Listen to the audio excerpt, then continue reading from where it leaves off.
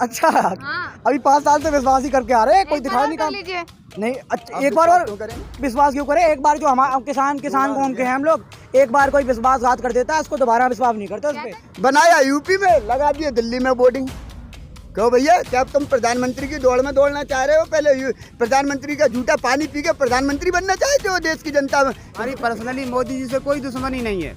मोदी जी अपने आप में बेहतर इंसान हैं, हो सकते हैं, उनकी पॉलिसी अच्छी नहीं है, मैं उनकी नीतियों का विरोध कर रहा हूँ। देश को बेचने पे लगे हुए मोदी जी आए थे, देश बिकने नहीं दूंगा, देश झुकने नहीं दूंगा।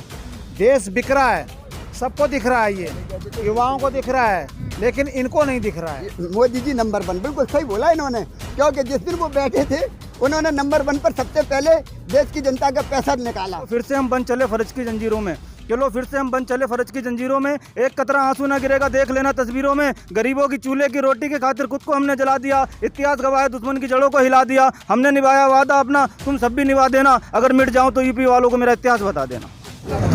नमस्कार, मैं दामिनी शर्मा सजग भारत में एक बार फिर से आपका बहुत बहुत स्वागत करती हूं। और इस वक्त हम हैं उत्तर प्रदेश में, और उत्तर प्रदेश की जनता क्या चाहती है कि विधानसभा चुनाव जो आने वाला है, जिसमें केवल कुछ चंद महीने ही बाकी हैं, युवा हैं, हर प्रकार के लोग यहाँ पर हैं जो अपना वोट देंगे, अपने अधिकार से सरकार को चुनेंगे। और सरकार में क्या पलटवार होगा ये जनता ही बताएगी कि आखिरकार क्या होने वाला है। जनता है मेरे साथ, इन्हीं से पूछेंगे। सबसे पहले आपसे शुरुआत करती हूँ, युवा है, कौन सा मुद्दा सबसे बढ़िया रखेंगे आप? देखिए युवाओं की सबसे बड़ा, अगर युवाओं का कोई मुद्दा है तो वो बेरोजगारी है। एक बेरोजगारी युवाओं के लिए बीमारी है। अच्छा, हाँ, रोजगार नहीं मिला युवाओं को, ये सबसे महत्वपूर्ण मुद्दा है इस बार युवाओं का। दे तो रहे हैं 4 लाख सरकारी नौकरी का वादा कर दिया, विश्वास कीजिए थोड़ा। अच्छा हाँ, अभी 5 साल से विश्वास ही करके आ रहे हैं, कोई दिखाई नहीं काम। लीजिए। नहीं अच्छा एक बार और विश्वास क्यों करें? एक बार जो हमारे किसान कौन के हैं हम लोग, एक बार कोई विश्वासघात कर देता है उसको दोबारा विश्वास नहीं करते उस पे। किसानों को बहुत फायदा हो रहा है, सरकार से बहुत फायदा मिल रहा है, 2,000 रुपए भी मिल रहे हैं। बिल्कुल हकीकत बात है, किसान को फायदा हो रहा है। तभी तो 8 महीने गाजीपुर बॉर्डर पे और सिंगू बॉर्डर पे, टिकरी बॉर्डर पे किसान मर रहा है, किसान परेशान है। ये फायदा है किसान। किसान नहीं है, वो तो राजनीति कर रहे हैं, बैठे हैं। तो अच्छा, राजनीति का अधिकार सिर्फ और सिर्फ बड़े नेताओं के बेटों को है, किसान के बेटा राजनीति नहीं कर सकते? आपके हिसाब से आप बताओ हमें, किसान का बेटा क्या राजनीति नहीं कर सकता है? तो आप राजनीति कर रहे हैं क्यों? अच्छा नहीं, आप हमें एक चीज मुद्दा बता दो कि किसान का बेटा राजनीति ना करे। कर सकते हैं, पर ये कोई पॉइंट ही नहीं है ना आपका। ये कोई इनका नहीं, हम ये देश है ना, संविधान के तहत चलता है। यहाँ जो सत्ता में बैठे हैं वो भी संविधान को फॉलो कर रहे हैं, और जो हम लोग यहाँ रोड पे बैठे हैं हम लोग भी संविधान को ही फॉलो करेंगे। यहाँ बैठे हैं, हमें संवैधानिक के अधिकार के तहत यहाँ बैठे हैं। कोई सरकार के कब तक की उम्मीद है, कब तक बैठे रहेंगे? बैठे रहेंगे जब तक ये 2022 देख लेंगे। 2022 या 24 तक बैठे हैं यहाँ, तो मई 2024 तक यहाँ बैठे हैं। मतलब अब आपकी जो लड़ाई है वो मोदी जी से हो गई है, कानूनों को हटाकर? मोदी जी से नहीं, इस देश की सरकार से, प्रधानमंत्री से है। मोदी जी क्या है, प्रधानमंत्री तो आते जाते रहते हैं। जब मोदी जी नहीं थे उससे पहले मनमोहन सिंह थे, उससे पहले और कोई था, तो वो प्रधानमंत्री से लड़ाई होती है, हमारी सरकार से लड़ाई है। हमारी पर्सनली मोदी जी से कोई दुश्मनी नहीं है। अच्छा। मोदी जी अपने आप में बेहतर इंसान हैं, हो सकते हैं, उनकी पॉलिसी अच्छी नहीं है, मैं उनकी नीतियों का विरोध कर रहा हूँ, न कि पर्सनली मोदी जी का। हम किसान हैं, हमें हमारे अधिकार चाहिए। तो नीतियाँ तो उन्हीं के हाथों में है। नहीं, नीतियाँ उनके हाथ में नहीं है, उनके हाथ में होती तब तक वापस लेती होती। तो किसके हाथ में? इस देश में, ये देश है ना पूंजीवादियों के हाथ में चला गया है। अच्छा। हाँ, जो MNC ग्रुप के जो लोग हैं, पूरी दुनिया के लोग जो सिस्टम जुटाना चाहते हैं, और जो आप रोजगार की बात करती हैं तो उन्हें सस्ते मजदूर चाहिए। हाँ, ये देश की जो 65% ऊर्जा है पूरी दुनिया में, अगर युवा देश है कहीं कोई तो हिंदुस्तान है। और उस हिंदुस्तान के युवा की एनर्जी को ये प्रशासन के लोग, मजदूरी वगैरह बढ़ी है कुछ? क्योंकि दावा करते हैं कि मजदूरी आपको नहीं पता, श्रम कानून आ गया, जहाँ पे श्रम कानून में हमारे लोगों को 8 घंटा काम करना पड़ता था, वहाँ पे 12 घंटे कर दिया है। ये सारी चीज़ें आप जानिए कि लोकसभा में क्या क्या कैसे कैसे कानून पारित हो जाते हैं। इसी 26 जून 2020 को ही इस देश में कानून पारित हुआ कि national highways authority of India ने 100 मीटर आप इधर हाईवे के 100 मीटर इधर कोई कंस्ट्रक्शन का काम नहीं कर सकते। आपके जितने भी होटल हैं नेशनल हाईवे पर पूरे हिंदुस्तान में, वो सारे के सारे खाली करवाए जाएंगे। वहाँ पे है ना अडानी के, अंबानी को, जो भी कारपोरेट घराने के बड़े बड़े लोग हैं, इनके होटल चलेंगे। छोटी छोटी दुकानें वो ख़त्म होंगी, जो ठेला और चाट बेचते हैं, ये सारी चीज़ें ख़त्म होंगी। यहाँ देश में केवल 2 ही व्यवस्थाएं वो होंगी, एक पूंजीवाद होगा, एक एक गरीब होगा, एक पैसे वाला होगा और एक गरीब आदमी होगा, एक शोषण करने वाला होगा, एक शोषित होने वाला वर्ग होगा। ये इस देश में व्यवस्थाएं क्रिएट की जा रही हैं। अच्छा, युवाओं की कैसी कंडीशन है अभी? क्योंकि हम अगर देखेंगे तो हर जगह पोस्टर लगा हुआ है जिसमें मोदी जी भी बड़े अच्छे से मुस्कुरा रहे हैं, योगी जी भी मुस्कुरा रहे हैं और ये लिखते अब हैं वो कि बालक दे सरकारी पाएगा कि नौकरी नहीं दे पाएगा मिलेगी और यूपी नंबर 1 जो है स्मार्ट सिटी। नहीं, मैं बताता हूँ उसका। एक सेकंड आपकी हो गई। नहीं, मैंने- बच्चे थोड़ी हैं, वो बताएंगे अपनी समस्या, बताएंगे, मनरेगा में युवा है। मजदूरी देंगे, मनरेगा की मजदूरी को आप रोजगार मानेंगे? मनरेगा में मजदूर फावड़ा पकड़ा के और फावड़ा चलवा के खेत में मेड़ और सड़क डलवा के आप उसको रोजगार मानेंगे? तो युवा से तो पूछ लूं मैं। हाँ, तो युवाओं को पता नहीं है। तो यही बात है ना जो भैया बोल रहे थे अभी, रोजगार फावड़ा पकड़ के और जो गांव में किसान मेड़ को और सड़क को बनाई, रोजगार थोड़ा ना है, पढ़ाई का ये रोजगार है। फिर पढ़ाई हमने फिर क्यों पढ़ी, पीएचडी करी, इतिहास से पीएचडी करी, पढ़ते हैं 10th में पढ़ते 12th में पढ़ते हैं, फिर हम फावड़ा लें? किस लिए फावड़ा लें? आपने जैसे पढ़ाई पढ़ी तो आप भी फावड़ा ले लो इसके हिसाब से, क्योंकि रोजगार है ना। आप भी गाँव में चले जाओ, फावड़ा उठा लो, ये भी रोजगार है। छोड़ दीजिएगा ये सब। आपको तो 8 महीने हो चुके हैं देखो किसान आंदोलन में, आपको लगातार हम देख रहे हैं, आप बाइट भी देते रहते हैं, अब तक कोई नतीजा नहीं। उसके बाद उत्तर प्रदेश का चुनाव आ रहा है, आपको क्या लग रहा है जो किसान आंदोलन है असर डालेगा उस पर? आपने देखा कि बंगाल में चुनाव था, असर डला ना असर? वो ठीक है, समय लगेगा, क्योंकि मैंने बोला था कि आप दुनिया की अगर क्रांति को पढ़ेंगे तो देखेंगे कि जहाँ पे भी क्रांति एक लंबा सफ़र होता है। हमारी जब जंगे आज़ादी थी, 90 साल लगा देश को आज़ाद कराने में। तो ये जो पूंजीपतियों से आज़ादी का जो संघर्ष चल रहा है, ये लंबा संघर्ष है, इसमें संघर्ष समय लगेगा, लेकिन आज़ादी जरूर मिलेगी। अभी आप बोल रहे थे कि सरकार बोल रही मनरेगा में काम की, गड्ढा खोदने की। सरकार सही में यही चाहती है कि देश का सभी नागरिक गड्ढा खोदे, मजदूरी करे मनरेगा में, क्योंकि 2 साल से स्कूल बंद है, 2 साल से स्कूल बंद है। सरकार को बिल्कुल भी फर्क नहीं पड़ रहा है और चुनाव हर जगह समय पे हो रहे हैं। उत्तर प्रदेश में पंचायत चुनाव हुआ ना, पंचायत चुनाव। महाराष्ट्र में बोल रहे थे बहुत कोरोना है, पंचायत चुनाव हो गया था वहाँ पे भी। कश्मीर में चुनाव नहीं होगा, क्योंकि कश्मीर को अपनी मुट्ठी में कैद करना है। बंगाल में चुनाव हो गया, सभी जगह पे चुनाव हो रहा है, बारी बारी से समय पे हो रहा है, लेकिन वहाँ पे चुनाव नहीं होगा। इस सरकार की नीतियाँ कि लोगों को दबा के रखेंगे, लोगों का शोषण करेंगे। अच्छा, आपने चुनाव की बात करी, तो सरकार अगर दावा यह करती है कि 300+ हमारी सीटें आने वाली हैं, इतना दावा कैसे कर सकती है? क्योंकि आप कहीं ना कहीं जनता को काम पसंद आया होगा, इसीलिए तो दावा करती है। सरकार ने दावा किया था मध्य प्रदेश में भी कि अब की बार 200 पार। क्या हुआ था? सरकार मध्य प्रदेश में बीजेपी की नहीं बनी थी, सरकार वहाँ पर बनी थी कांग्रेस की। बाद में इन्होंने उस सरकार की लोकतंत्र की लूट की। आपने देखा क्या हुआ था, कर्नाटक में लोकतंत्र की लूट हुई, गोवा में लोकतंत्र की लूट हुई। अब देखिए बंगाल में क्या बोला था कि अब की बार 300 पार, और आर रह गए, पार हुए नहीं। तो जनता इनको जरूर जवाब देगी। उत्तर प्रदेश की जनता बहुत समझदार है, उत्तर प्रदेश की जमीन पे आंदोलन चल रहा है, उत्तर प्रदेश के लोग बहुत समझदार है, इनको जरूर जवाब देंगे, वोट की चोट देंगे। यूपी मॉडल की बात करते हैं, बंगाल में भी उदाहरण देकर आए थे कि यूपी मॉडल, आप पीछे आ जाइए थोड़ा, इस साइड आ जाइए सारे। आपने बहुत अच्छा हाँ, क्वेश्चन किया। यूपी मॉडल क्या है? ये यूपी मॉडल जनता को बताइए कि भैया तभी जनता जो है डंके की चोट पर वोट दे सके। आप पूरी बात सुन लेना, नहीं तो आप माइक हटा दो, सारी जनता सुन रही है। आराम से वो सबकी राय ले। ये यूपी मॉडल है, जहाँ बहन बेटियों की बेइज्जती की जाती है, उनके परिवार के लोगों की कोर्ट में बुला करके गार्जियंसों पर ट्रक चढ़ा दिया जाता है। ये यूपी उत्तर प्रदेश के मॉडल का मैं एक जीता जागता साक्षी प्रमाण खुद खड़ा हूँ, जिसमें मैं चंडीगढ़ में रहता था 2018 में 3/9/2018 को मेरे छोटे भाई प्रेम प्रकाश की उत्तर प्रदेश में, जहाँ योगी आदित्यनाथ की सरकार है, भाजपा शासित सरकार है, उत्तर प्रदेश में भगवान श्री कृष्ण के जन्मोत्सव के समय सब परिवार से हत्या कर दी जाती है, मासूम कन्या की हत्या कर दी जाती है, बेटे की कर दी जाती है, भाजपा शासित प्रदेश मध्य प्रदेश में ले जाकर। और वहाँ साधु संत के भेष के कपड़े पहनने वाले साधु को रहम नहीं आता है कि इन मासूमों की हत्या का राज खुलवाया जाए। ये उत्तर प्रदेश मॉडल है। अच्छा, हाँ, तो डंका क्यों बज रहा है फिर उत्तर प्रदेश तो मॉडल? ये डंका आज ये भी तो डंका बज रहा है, जो मैं जनता के सामने कह रहा हूँ। ये भी तो डंका बज रहा है कि हाँ, बहन बेटियों की जो बेइज्जती हुई, उनके गार्जियंसों की हत्या की गई। ये डंका क्यों छुपाते हो आप लोग? सच्चा डंका बजाया करो। सच्चा डंका बजाने से आपको भी तरक्की मिलेगी, लोगों की दुआएं मिलेंगी।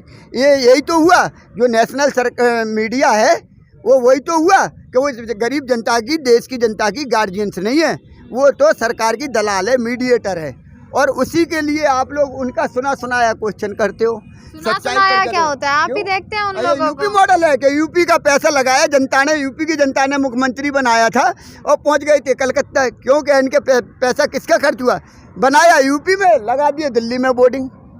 क्यों भैया, क्या तुम प्रधानमंत्री की दौड़ में दौड़ना चाह रहे हो? पहले प्रधानमंत्री का झूठा पानी पी के प्रधानमंत्री बनना चाहते हो देश की जनता में? दिल्ली में वोट लगा के, दिल्ली में वोट लगाने का मतलब क्या? तुम तो कहते हमारे पास टाइम नहीं, अपने बाप के संस्कारों में जाने के लिए टाइम नहीं, हम 23 करोड़ जनता की जो है सेवा करने के लिए आए। उस दिन इसने एक इतना गिरा हुआ व्यक्ति है कि प्रधानमंत्री की जनता बेवकूफ़ बनाने के लिए प्रधानमंत्री की गद्दी की लालच में इसने कह दिया कि मैं अपने बाप के संस्कारों में जाना नहीं चाहता हूँ, उत्तर प्रदेश की 23 करोड़ जनता की सेवा कर रहा हूँ। और जिस समय कोरोना काल में ये लोग मीटिंगें करने कलकत्ता जाते हैं, उस समय ये उत्तर प्रदेश को भूल जाते हैं कि कुछ भी होए हाल मुझे कोई लेना देना नहीं।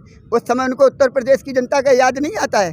अरे बेवकूफ़ बनाने वालों, तुमने तो प्रधानमंत्री का ऐसा झूठा पानी पिया है इन लोगों ने। एक शिवराज सिंह चौहान ने, जो मुख्यमंत्री है भाजपा शासित प्रदेश का, जो नर्मदा की परिक्रमा तो लगाना दिखाता है, लेकिन यदि ये सच्चे गौ भक्त होते ना तो ये गाय को अभी तक राष्ट्रीय पशु घोषित कर देते। ये तो हिंदू मुसलमान को लड़ाने के लिए धर्म की आड़ में ये सारे खेल खेलते हैं। आपको मैं बता दूं कि अब वो चाल चलने वाली नहीं है, धर्म की आड़ में मसूओं को लड़ाने वाले। अब तुम्हारा ऐसा मुंह काला किया जाएगा, तुमको ऐसे उखाड़ फेंकेगी देश की जनता, प्रदेशों की सरकार जनता, जैसे गधा से सर से सींग गायब होता है। अच्छा, मोदी जी नंबर 1 काय के नंबर, हाँ नंबर 1 है। ठीक है, योगी जी नंबर 1, हाँ। ठीक है, तो फिर भी आप उनकी बुराइयां कर रहे हैं। मोदी जी नंबर 1, बिल्कुल सही बोला इन्होंने, क्योंकि जिस दिन वो बैठे थे उन्होंने नंबर 1 पर सबसे पहले देश की जनता का पैसा निकाला, क्योंकि नंबर 1 बनना था। सबसे पहले उन्होंने देश के खाते खुलवा के कहा कि देश की जनता ने 5,000 करोड़ रुपया हमें दे दिया। फर्स्ट नंबर उन्होंने। सेकंड नंबर पर वो आए, उन्होंने सबसे पहले रात को 9 बजे के बाद नोट बंद किए, क्योंकि देश के नंबर 1 पर आ रहा था। उसके बाद कोरोना काल उन्होंने कहा कि देखिए दोस्तों, किसी के घर में आग लग जाए तो तापने का मौका देखना चाहिए। हमारे देश में कोरोना की मुसीबत आ रही है, हम उसमें भी फ़ायदा निकालेंगे। तो उन्होंने जनता का भरपूर हत्याएँ की, करवाई। और अब देश की जनता समझ चुकी है, एक किसान सेवा कर रहा है, करा रहा है, बैठा है देश की सेवा में, कि अब देश के प्रधानमंत्री को चाहिए तो वो देश का प्रधानमंत्री कैसा चाहिए जनता को? एक सेवादार प्रधानमंत्री चाहिए, मौतों का सौदागर प्रधानमंत्री नहीं चाहिए। ये मौतों के सौदागर हैं। इन्होंने जो है कोरोना के बाद और इनकी नंबर 1 पे आने के लिए इन्होंने क्या किया वो सुनो। अभी अभी देश की जनता को पूछना चाहता हूं कि प्रधानमंत्री ने यूपी चुनाव आने के पहले और देश में नंबर 1 आने के पहले अपना मंत्रिमंडल बदला। क्यों? कि देश के मंत्रिमंडल को क्या कहा अपने मंत्रियों को कि ये काम नहीं करते थे, ये चोर थे। अरे प्रधानमंत्री जी, आपकी बात बिल्कुल सही है, यदि ये चोर थे तो दूसरों को तुमने जब प्रधानमंत्री बनाया तो 3 साल तक तुम्हें दिखाई नहीं दिया? 3 साल तक तुमको होश नहीं आया? तुम चोरी कराते रहे, कहते रहे ये काम नहीं कर रहे, और बाद में जिनको बनाए उनसे कहते हो कि पुरानों से सीखो भैया चोरी कैसे की जाती, और नहीं कह रहे जो पुराने करते थे वही हम करेंगे। तो ये देश के नंबर 1 बेईमान, गद्दार और मौतों के सौदागर लोग हैं। जब तक भाजपा शासित प्रदेशों में, देश में भाजपा सरकार रहेगी, जब तक महंगाई की मार झेल रही जनता का भला होने वाला नहीं है। भाजपा भगाओ, इंसानियत का धर्म निभाओ। यदि बहन बेटियों के वो आप मानते हो, उनकी इज्जत बचाओ, भाजपा भगाओ। अच्छा, इन्होंने अभी बात करी महंगाई की, तो महंगाई जो 2014 से पहले थी और अब की है, पहले जो लोग आवाज़ उठाते थे अब वो लोग आवाज़ नहीं उठाते। अब महंगाई को बताया जाता है कि विकास के लिए है या पिछली सरकार की वजह से? देखिए, महंगाई की आवाज़ तो सभी उठा रहे हैं, आपके माध्यम से, सोशल मीडिया के माध्यम से उठ रही है आवाज़। मेन स्ट्रीम मीडिया नहीं दिखाना चाहती, वो चाटुकार मीडिया है, वो मोदी की गुलाम मीडिया है, ठीक है, वो नहीं दिखाना चाहती है। आप पेट्रोल और डीजल का 2014 का देख लीजिए, 50 रुपये डीजल मिलता था, अब 100 रुपये करीब पहुंच गया। और पेट्रोल आपकी जो 60 और 65 थी, 60 रुपये थी, वो 100 और 110 तक पहुंच गई है। आप सरसों का तेल देख लीजिए, जो कभी 80 और 90 बिकता था किलो का, वो लीटर का रेट, जो आज 230 रुपये लीटर बिक रहा है। आप बताइए महंगाई कहाँ नहीं है? हर जगह तो महंगाई है, तो इनको नहीं दिखाई दे रही है। महंगाई का मुद्दा आप चुनाव में रखेंगे? पूरा महंगाई का मुद्दा होगा, स्वास्थ्य का मुद्दा होगा, शिक्षा का मुद्दा होगा, बेरोजगारी का मुद्दा होगा। युवा जो आज सड़क पर घूम रहा है, बेरोजगार घूम रहा है, उसके लिए रोजगार नहीं है। ये कहते हैं कि हमने 4 लाख वो नौकरियां निकाली हैं। क्या निकाली हैं? वो खेतों में जाकर के, और खेतों में वो सड़कों पे जाके पल्लेदारी की पला डालना है, मिट्टी ढोना है, वो रोजगार है, वो रोजगार है। आपको ये बताऊं कि प्रत्येक जो पंचायत में इन्होंने एक जो कंप्यूटर ऑपरेटर की वैकेंसी निकाली है, वो एक मनरेगा का दिहाड़ी मजदूर है, उसकी दिहाड़ी 220 रुपये होती है पर डे। 204 रुपये। 200 कितना? 204 रुपये। और वो जो कंप्यूटर ऑपरेटर है वो बैठेगा, कॉन्ट्रैक्ट पे निकाला है इन्होंने, 1 साल के लिए रखा जाएगा। वो 200 रुपये पर डे, मतलब 6,000 रुपये महीने उसको मिलेगा। 1 साल के कॉन्ट्रैक्ट के बाद नेक्स्ट ईयर दोबारा कॉन्ट्रैक्ट होगा, ठीक है। तो जो बच्चा आज कहीं नौकरी देखता है उसकी अगर उम्र निकल जाएगी, वो धीरे धीरे करके वो उसी में फंसा रहेगा। उसके देखिए सारे संस्थान इन्होंने बेच दिए, सरकारी संस्थान कितने बिक गए, देश के सारे संस्थान बेचने पर लगे हुए हैं, देश को बेचने पर लगे हुए हैं। मोदी जी आए थे, देश बिकने नहीं दूंगा, देश झुकने नहीं दूंगा। देश बिक रहा है, सबको दिख रहा है, ये युवाओं को दिख रहा है, लेकिन इनको नहीं दिख रहा है। अच्छा, आप बताइए, सरकार हम लोग क्यों चुनते हैं? नए नए रोजगार सृजन हो, नई नई फैक्ट्रियाँ लगें, नए नए इंडस्ट्रीज आए, हमारे बेरोजगारों को रोजगार मिले, लेकिन ये बेचने और हवाला देते हैं कि सरकारी अधिकारी काम नहीं करते हैं, प्राइवेट वाला अच्छा काम करेंगे। तो वही सरकारी क्यों चुनते हैं हम आपको? प्राइवेट ही सरकारी, प्राइवेट अगर वो मैनेजर डायरेक्टर बनेंगे, अडानी और अंबानी बनेंगे, ये उनके हाथ में, ये सरकार उनके हाथ में पहुंच गई है, उनके गुलामी है ये, उनका गुलामी कर रही है सरकार। ये जैसे वो निर्देश देते हैं वैसे ही मोदी जी और शाह जी ये जो है वही काम कर रहे हैं। मोदी और ये पूरे पक्के गुलाम हो चुके हैं इनके। अच्छा, इन्होंने भी जो बात करी, अब मेरे को ये बताइए, किसान आंदोलन चल रहा है, कब तक सड़कों पर बैठने की तैयारी? जी 2024 तक बैठेंगे। 2024 तक बैठेंगे? जी बिल्कुल। मतलब सरकार को हटाएंगे और कृषि कानूनों को भी? नहीं, सरकार को हटाएंगे।